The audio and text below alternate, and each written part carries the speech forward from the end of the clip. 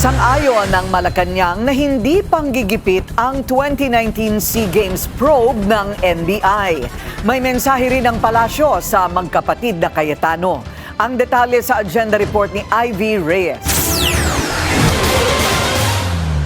Kung walang katatakutan, bakit mag-react? Yan ang mensahe ng Malacanang sa magkapatid na Senator Judges na sina Alan Peter Cayetano at Pia Cayetano. Tumindig ang palasyo sa likod ng NBI na ngayon iimbestigahan ang umano'y irregularidad sa Southeast Asian Games Sports Complex sa Clark, Tarlac noong 2019 kung kailan nagsilbi si Senator Alan bilang organizing committee head. So hindi dapat magkaroon ng reaksyon na dahil iimbestigahan lamang ay sila ay iisa-isahin na. Kapag ganun kasi ang mga pananaw, dapat siguro, sana, ay hindi dahil maaari silang pag-isipan na kayo ba'y guilty. Hindi raw intimidation na matatawag ang investigasyon dahil trabaho ng NBI ang hindi tulugan at isa walang bahala ang mga dapat imbestigahan. Sa pagkwestiyon ni Cayetano sa timing ng investigasyon, June 15 pa raw nakipagpulong si NBI Director Melvin Matibag sa mga opisyal ng Clark City para sa itatayong NBI Academy dito. Kaya hindi raw tungkol kay Cayetano ang investigasyong ito at hindi dapat tingnan bilang pag-target ng isa-isa sa kanilang mga kaalyado. Ang punto rin ng dating Senate President, nasangkot ang pangalan ni DPWH Secretary at dating Basis Conversion and Development Authority President Vince Dizon, tinabla ng Malacanang. Naimbestigahan na raw ito at naabsuelto ang kalihim. Pero si Cayetano na nooy House Speaker, mistulang hindi raw dumaan sa investigasyon noong 2019 ayon sa Malacanang dahil sa isang tao. Sa ating pagkakaalam, ang dating Pangulong Duterte ay nilinis na agad si Senator Alan Cayetano at the time kahit wala pang umaandar na pag-iimbestiga. Sa impeachment trial naman, isa lang daw ang inaasahan ng Malacanang sa pag-usad nito on its third week.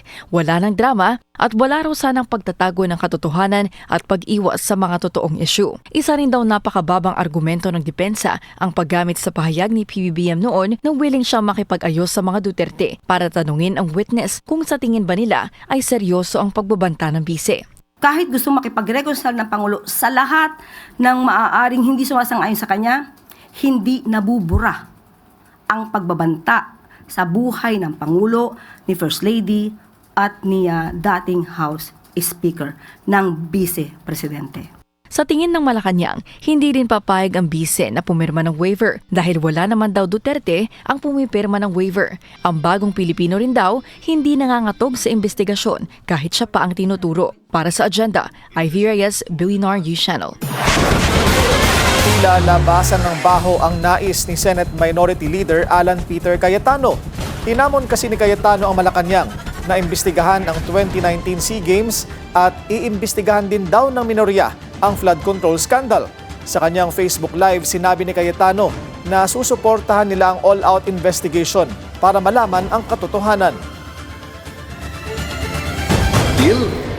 So, madali lang yan, Malacanang, kasi sumusunod naman sa inyo.